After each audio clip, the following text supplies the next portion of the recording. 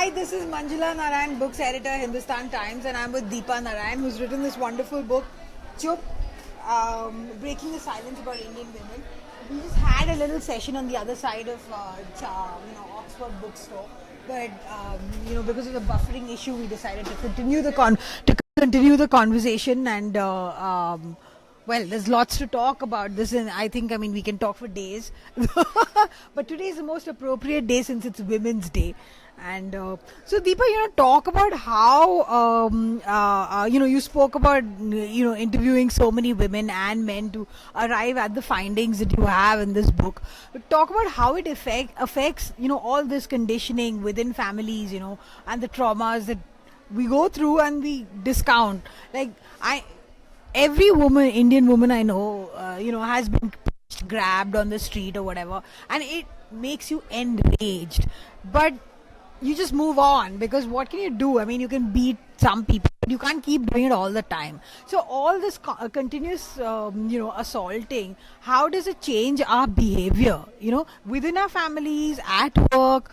Is that why, sometimes we think we are hysterical? I mean, we have to face it.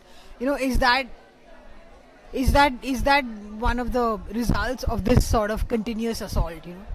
I think several things happen. One of the main things that happens is that when women are not allowed to express their emotions, particularly anger, it all goes underground and women become quiet.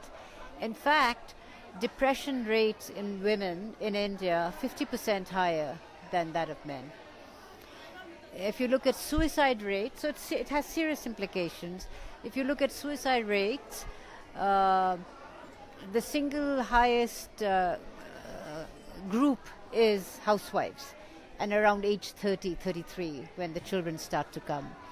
So it has important implications. The second thing is that fear or the threat of assault or the threat of aggression lingers in our psyches. So just about every woman said that we have to be on alert. And Shashi, a 53-year-old, said, rape ka koi fixed time nahi hota hai. There's no fixed time for rape.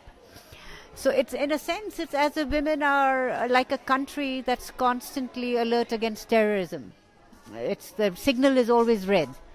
That obviously has to take a toll, right? The second thing that happens is that when there's trauma that's still carried in the bodies, it impacts women's sexuality.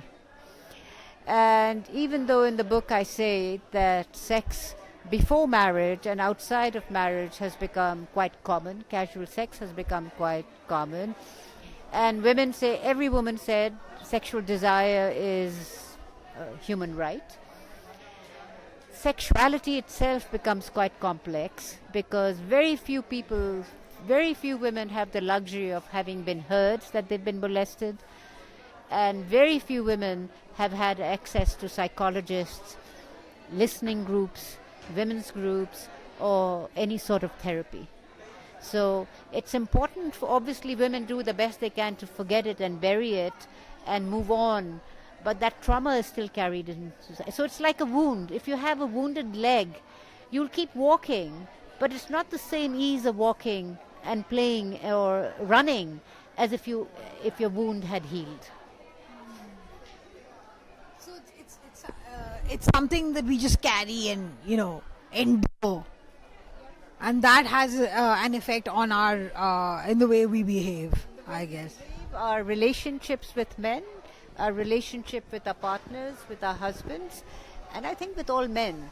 One of the things that's striking, and again as educated, liberated, gender equal women, or grasping or moving towards gender equality, we're too ashamed and embarrassed to talk about all this or even acknowledge it. So even in interviews that I did, one of the things that came out was that we didn't really have a lot of questions on molestation, but this is an area that women spoke about the most. All we had is one question out of 50 questions. And at first time I wrote the body chapter. It was just the body chapter was 150 pages. And I had to cut it down to about 20 or 25, which I found very difficult to do. And finally the editors took care of that for me. Because without a body you can't function. And if you hate your own body, there's no surety. Where do you live? You have to inhabit a human body to be human. So if 98% of women have been molested, I think it's about 90% of women say they dislike their own bodies. Yes. So if you dislike your own self, how can you be fully alive? How can you move towards success with confidence, or towards your family life with confidence? There's always something holding you back. It's like moving forward or cycling down a road but being tied down. So you're pedaling, but you don't go anywhere very fast. So, and you talk about, internalizing body shaming and things like that. You're either too fat or too thin or too dark, and that has, that's given, like you mentioned, rise to this whole industry. And also this thing about prizing virginity. So we were talking about how the rise of casual sex or whatever, but it's still virginity is still very much prized in our society, right? So this whole industry of the reconstruction of vaginas and stuff. So can you talk about something?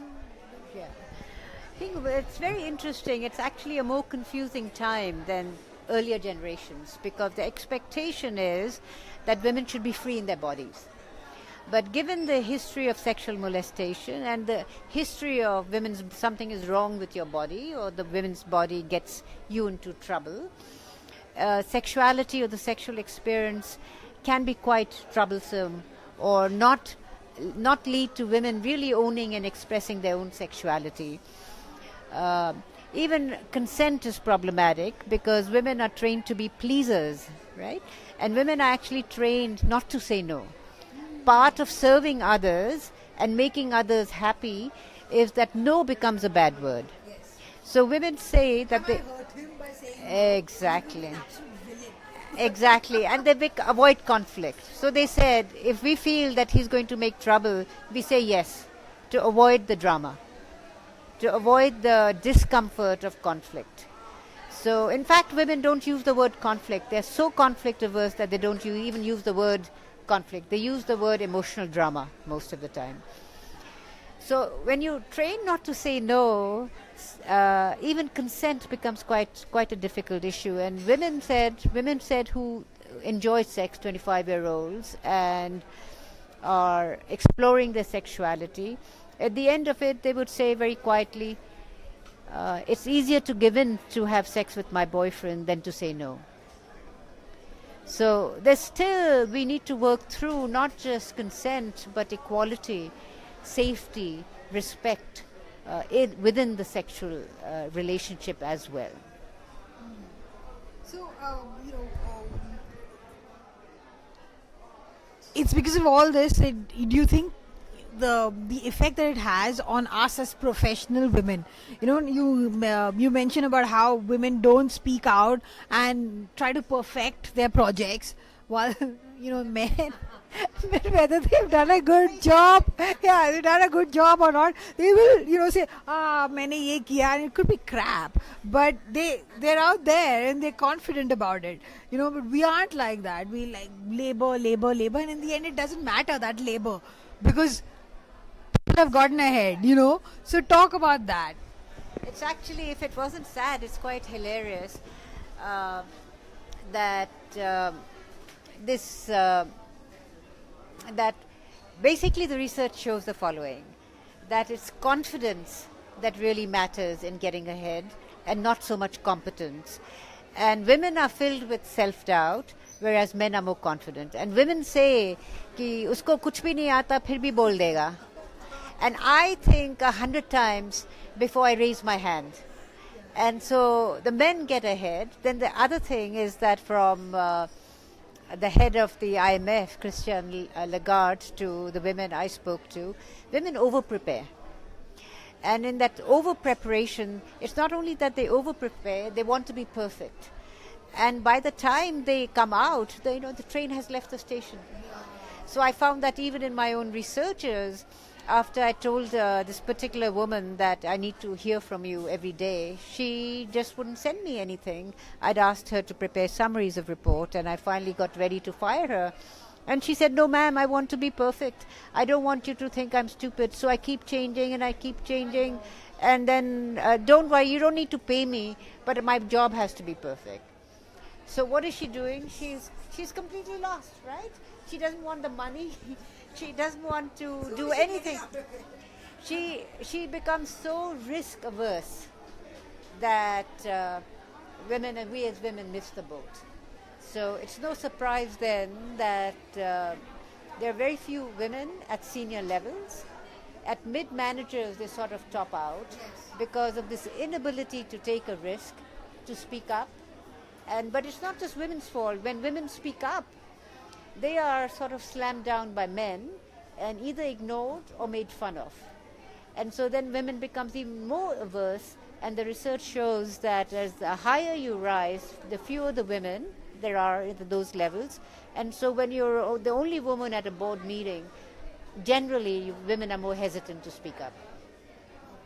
And then women also have, because they've internalized this conditioning of how they should be, a woman who speaks up and gets attention, other women too will pull her down and criticize her. So she gets it from everywhere. So it's a real act of courage speaking up. So one of the things I say is that we need to stop pulling each other down. We need to support each other, and we need to become the amplifiers of other women's voice rather than criticizing her. Okay. So, in this context, campaigns like Me Too, which deal with, it's kind of changed the scenario, and how people view a lot of harassment and stuff like that. So talk about how Indian women can use this. What's the way forward? I think the way forward, the most important thing is to drop the shame that you're not alone. It's happened to almost every woman, and it's not your fault. And join with other women and men, because a single woman can be shot down, but when women align with each other, it's very difficult to. And with men, exactly. Sympathetic. Right. So let's be inspired by rural women who have very little. There are self-help groups, millions of self-help groups now. It started in the south, but now even in UP and Kashmir and Bihar and Chhattisgarh. And these women are taught to they form solidarity circles. And they are taught to start trusting each other, but not by saying trusting each other. They do a joint activity. And they stand up and they look at each other, and as their confidence grows in themselves, it grows in each other. There's very simple rules. And now these women's groups get federated. So when there are millions of groups, millions of women, and someone can't get their money out of a bank, they go to the bank and they wait for the manager, who initially refused to see a single woman. But if there are 100 women waiting outside quietly, the manager comes out. And so the systems start to change. And it's unless we see these systems start to change, no amount of change in rules will lead to implementation of the rules and laws. And no training, no amount of training of policemen can keep 500 million women safe. So it's up to us to organize and to form alliances with men as well, to move forward and be very clear on what is it that we want to change. It can be something very specific in your organization. It can be something very specific in your family, that, okay, no more women eating last. Or no more a woman being interrupted when she's trying to say something by the man. And the men don't know that they're doing it. They don't know. They never know it. That's the funny part. So let's have these simple behavioral changes rather than just talking in abstract terms. Okay, for those who've come in late, this is about, I'm speaking to Deepa Narayan, and it's about her book Chup, which is breaking the silence about Indian women, India's women. It's really interesting, and it deals with a lot of subjects that we are constantly agitated about. And Deepa, one thing I found really interesting about this book was about how you said that sport for girls is such a positive thing, and how it is a life-changing sort of thing, and then you should encourage your daughters to play sport and how it can change the way they view themselves and how the way the world views them. Talk about that. Yeah, it's interesting that there are more women now, women athletes in different fields winning gold medals, but they're not from the upper middle class or the wealthy. They're from the much lower low class, because those classes actually beat the odds and break the rules about being a woman than the middle class is much more defended. And what participating in physical sports does, without any lectures, without any other changes, it teaches girls that they have strong bodies. And the moment they feel they have strong bodies, their confidence grows. And once the confidence grows, they know they can do anything. The second thing is about team sports. Because of our tendency to isolate women, women never learn, girls never learn the give and take or the rough and tumble that boys learn from playing cricket with each other or football or hanging out together, forming their groups, and people take turns. Sometimes you agree, sometimes you don't agree. Women take each disagreement very personally, and they sit with it and they ruminate and they brood, and they're not participating in the world. So team sports, and the research is very clear around the world, particularly in the US, when women are involved in sweaty sports, in team sports, they gain confidence, they have better body image, they don't get involved early in sexual activity, they get better grades, they go to college mode, they do better in college, they're happier in marriage, they're not so concerned about what boys think about them. That to me is true liberation, or independence movement really starts with getting involved in sports. So that's the advice to parents, I guess, but that they should get their kids, girls out there and playing football and playing all these sports that. Yes, exactly. And don't be afraid that because a kid is spending time playing sports, her grades are going to fall. They actually do better. And the payoff in terms of confidence is Payoff is everything in life for the next 30 years. so. Okay, I think on that note, we'll say we'll wind up. So we were having this great conversation about Chup, breaking the silence about India's women by Deepa Narayan. Please go out and get the book, read it, learn from it.